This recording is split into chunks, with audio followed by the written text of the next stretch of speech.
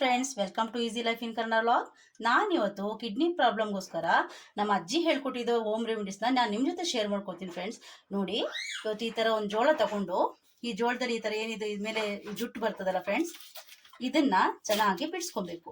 ಈ ಥರ ಬಿಡಿಸ್ಕೊಂಡು ಇದರಲ್ಲಿ ಏನಿದೆ ಇದು ಬರೀ ಇದು ಮಾತ್ರ ತಗೊಬೇಕು, ಈ ಜುಟ್ಟು ಮಾತ್ರ ತಗೊಬೇಕು. ಇದನ್ನು ಮಾತ್ರ ತಗೊಂಡು ನೋಡಿ, ನಾನು ಈ ರೀತಿ ಬಿಡಿಸ್ಕೊಂಡಿದ್ದೀನಿ. ಈ ರೀತಿ ಬಿಡಿಸ್ಕೊಂಡಿದ್ನ ಒಂದ್ಸತಿ ಚೆನ್ನಾಗಿ ತೊಳ್ಕೊಂಡ್ಬಿಟ್ಟು 2 ಲೋಟ ನೀರಾಗೋಷ್ಟು ಹಾಕಿ ಇದರಲ್ಲಿ ನೆನೆಯಕ್ಕೆ ಇಟ್ಕೊಬೇಕು. ರಾತ್ರಿ ಇಡೀ ನೀರಿನಲ್ಲಿ ನೆನೆಬೇಕು ಫ್ರೆಂಡ್ಸ್.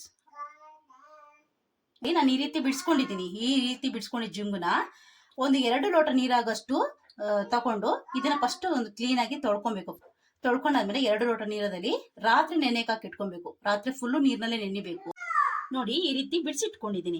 ಈ ರೀತಿ ಬಿಡಿಸಿಟ್ಕೊಂಡಿದ್ನ ಫುಲ್ಲು ರಾತ್ರಿ ಅಂದ್ರೆ ಫಸ್ಟ್ ತೊಳ್ಕೊಬೇಕು. ಇದನ್ನ ನೀಟಾಗಿ ತೊಳ್ಕೊಂಡು 2 ಲೋಟ ನೀರಲ್ಲಿ ರಾತ್ರಿ ಪೂರ್ತಿ ನೆನೆಯಕ್ಕೆ ಹಾಕಿಟ್ಕೊಬೇಕು.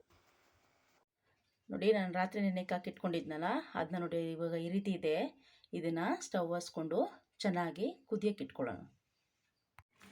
ನೋಡಿ, ಈ ರೀತಿ ಚೆನ್ನಾಗಿ ಕುದಿಬೇಕು. ಚೆನ್ನಾಗಿ ಕುದ್ದು 2 ಲೋಟ ನೀರು ಹಾಕಿದ್ರೆ 1 ಲೋಟ ನೀರಾಗೋಷ್ಟು ಕುದಿಸ್ಕೋಬೇಕು. ನೋಡಿ, ಈ ರೀತಿ ಸೋಸ್ಕೊಬೇಕು.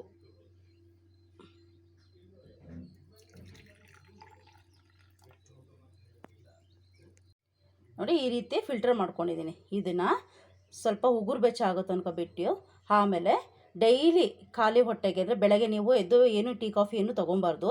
ಖಾಲಿ ಹೊಟ್ಟೆನಲ್ಲಿ ಇದನ್ನು ಡೈಲಿ ತೊಗೋಬೇಕು. ನೀವು ಟ್ರೈ ಮಾಡಿ. ನಿಮ್ಗೆ ಇದು ಇಷ್ಟ ಆಗಿದ್ದಲ್ಲಿ ಇನ್ನಷ್ಟು ಈಸಿ ರೆಸಿಪಿಗೋಸ್ಕರ ಈಸಿ ಲೈಫ್ ಇನ್ ಕನ್ನಡ ಚಾನಲ್ಗೆ ಸಬ್ಸ್ಕ್ರೈಬ್ ಆಗಿ friends. Thank you. Take care. Bye.